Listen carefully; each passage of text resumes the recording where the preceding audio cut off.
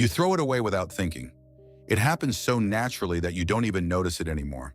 Every day, without pause, without reflection, it leaves your hands and disappears into a place where everything unwanted goes. It feels automatic, almost built into your routine. You finish using it, you look at it briefly, and then you discard it as if its value is already gone. It doesn't seem important enough to question. It doesn't seem like something worth keeping. And because of that, it never gets a second thought. But what if that exact thing, the one you keep throwing away, is not useless at all? What if it still holds something your soil is quietly waiting for? Something that doesn't look valuable on the surface, but plays a deeper role once it returns to the ground? Most people never stop to ask that question. Not because they don't care, but because they've been trained to separate useful from waste too quickly. Once something no longer serves its obvious purpose, it gets labeled as finished. That label stays, and the object loses its meaning completely. But soil doesn't see it that way. Nature doesn't follow the same definition of waste that people do. Take a moment and look at your soil the way it actually is, not the way it appears from a distance. At first glance, it might seem fine. It might even look clean, dry, and manageable. But when you begin to pay attention more closely, you start to notice subtle signs that something isn't right. The texture feels off. It lacks depth. It doesn't hold moisture the way it should. Water either disappears too quickly or sits without being absorbed properly. The balance feels disrupted, even if it's not immediately obvious. Plants respond to this quietly. They don't always fail instantly. Instead, they grow slowly, unevenly, without strength. Leaves don't carry the same vitality. Roots don't expand the way they should. Growth becomes limited, not because something dramatic happened, but because something essential is missing underneath. And since the problem isn't loud or visible, it often gets ignored or misunderstood. When people notice these signs, they usually try to fix them by adding something new. Fertilizers, treatments, store-bought solutions, all introduced from the outside in an attempt to correct what feels wrong. It seems logical. If something is missing, you add more. If growth is weak, you supply nutrients. That approach feels direct, and sometimes it works temporarily. But it doesn't always address the real issue, because the real issue isn't always about what you're adding. Sometimes it's about what you've been taking away all along. There is a quiet pattern happening in the background of your daily routine. Something leaves your environment every day, something your soil would naturally receive under different conditions. But instead of returning it, you remove it completely. You break the cycle without realizing it. And over time, that absence begins to show itself in subtle ways. The thing you discard doesn't look powerful. It doesn't appear rich or important. It doesn't carry the visual weight of something that could transform soil. But its value isn't in how it looks. It's in what it becomes once it reconnects with the ground. It carries a role that only becomes visible after time. After interaction, after it settles back into the system it was always part of. The reason this mistake continues is simple. No one points it out clearly. No one slows the process down enough for you to see what's happening. You're not told to question it. You're not shown the connection between what you throw away and what your soil is missing. So the habit continues quietly, consistently, without interruption. And because it feels normal, it becomes invisible. That's how most important patterns go unnoticed. Not because they are hidden, but because they are repeated so often that they stop standing out. They blend into routine. They become part of the background. And once something becomes part of the background, it no longer gets attention. But the moment you stop and look at it differently, everything begins to shift. You start to see that what you've been calling waste is not the end of something. It's part of a process that was meant to continue. You begin to realize that soil isn't just something you manage from the outside. It's something that responds to cycles, to returns, to what flows back into it. And right now, without realizing it, you've been interrupting that flow. Not because you intended to, not because you made a mistake on purpose, but because no one ever showed you what happens when that waste goes back to where it belongs. The moment this material touches your soil, something begins to shift. Not in a loud or obvious way, not in a way that immediately draws your attention, but in a quiet, steady process that continues without interruption. There is no sudden transformation on the surface, with no dramatic change that makes you stop and notice right away. Instead, the change begins underneath, where most people never look. It starts slowly, almost invisibly, but it doesn't stop once it begins. What happens first is not disappearance, it's transformation. The material doesn't simply break down and vanish. It changes form. It becomes part of something larger, something already active beneath the surface. It starts interacting with the life that exists in your soil, the organisms that are always there but rarely considered.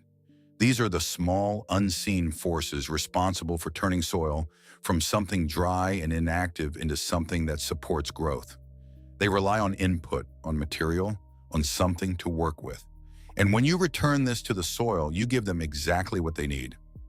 As this interaction begins, the soil starts to respond, not from the outside, but from within. The structure begins to adjust. It becomes less rigid, less compact, more open to movement. This change may not be immediately visible, but it can be felt. The soil becomes easier to handle, easier to shape, easier to work with. It no longer resists in the same way. It begins to cooperate. Water behavior changes as well. This is one of the first noticeable effects, even if you don't realize why it's happening.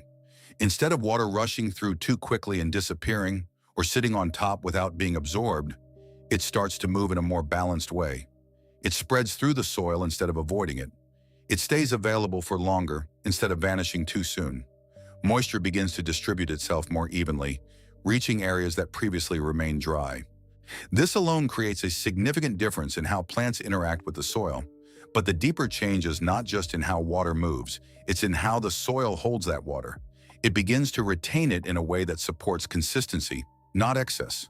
The soil doesn't become heavy or waterlogged, and it doesn't dry out too quickly either. It finds a balance. That balance allows roots to access moisture over time instead of relying on constant external input. And when roots have consistent access, they grow differently. They expand, they stabilize, they connect more deeply with the soil around them. Beneath the surface, activity increases. This is not something you see directly, but it's something that drives everything else. Movement begins at a level that most people never consider. Tiny processes restart. Interactions between elements become more frequent. The soil becomes active again, not because something was forced into it, but because the conditions now allow it to function the way it was meant to. This activity is what restores balance. It's not a single change, but a series of small adjustments happening at the same time. Each one builds on the other. As the material continues to break down and integrate, it supports these processes without interrupting them. It doesn't overwhelm the system, it fits into it. That's what makes this so effective. It doesn't require control, it doesn't demand precision. You don't need to measure exact amounts or follow strict steps. The process is not fragile, it adapts, it continues even if conditions are not perfect. That's because it is part of a natural system and not something imposed from the outside. There is no need for complicated tools or expensive additions. You're not introducing something foreign. You're not forcing the soil to behave differently. You're giving it something that aligns with what it already does. And when something aligns with a system, it doesn't struggle to fit. It becomes part of the flow. This is where most people misunderstand the process. They assume that improvement must come from adding more, from increasing complexity, from using stronger or more advanced solutions. But real improvement often comes from restoring what was missing, not from layering new things on top. It comes from understanding what the system expects and providing it in the simplest way possible. What you're doing here is not creating a new system. You're reconnecting with one that was already there, one that works quietly, without attention, without constant adjustment. Once it has what it needs, it continues on its own. And that's the difference. You're not forcing results, you're allowing them. The change you need to make is not complicated. It doesn't require a new system, a new method, or a complete shift in how you manage everything. It's smaller than that, but far more important. Instead of throwing it away, you return it, that's all. What once felt like something finished, something without value, becomes something you place back with purpose. It's not about adding effort. It's about changing direction. This shift may seem simple at first, almost too simple to matter, but simplicity is often what carries the most impact when it's done consistently. You don't need to analyze every step or question every detail. You don't need to measure, calculate, or adjust constantly. You take what you used to discard and you place it back into the soil, allowing it to reconnect with the system it was always part of.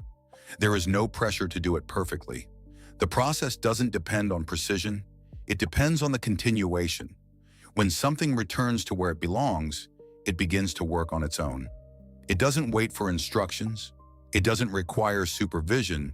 It settles in and becomes part of what's already happening beneath the surface. The change may not be obvious. You might look at the soil and feel like nothing is different. The surface remains familiar. The appearance doesn't shift dramatically overnight.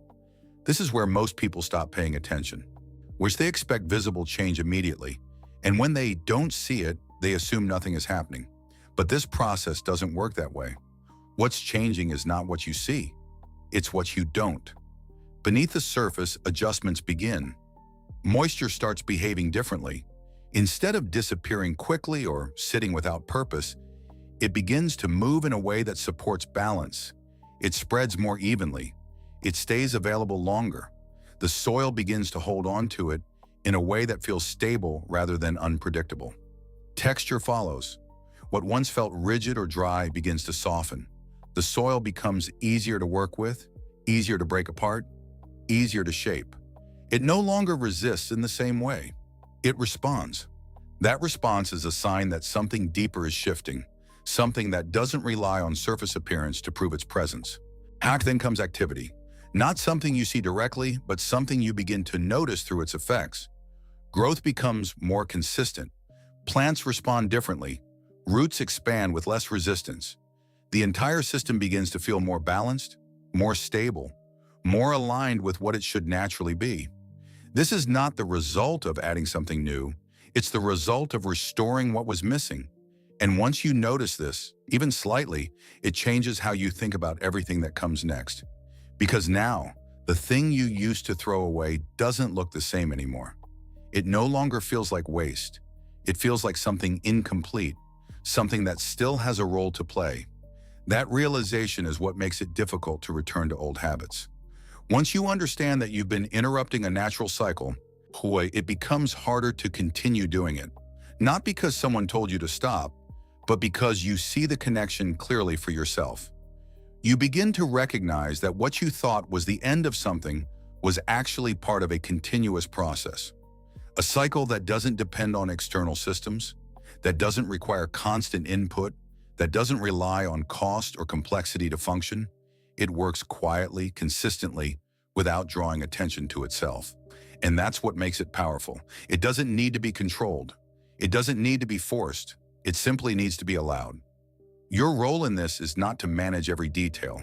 It's to stop interrupting what already works, to return what belongs to the soil and let the process continue without interference. Because your soil doesn't need more products layered on top of it. It doesn't need more solutions added from the outside. It needs what you've been removing, the part of the cycle that completes the system.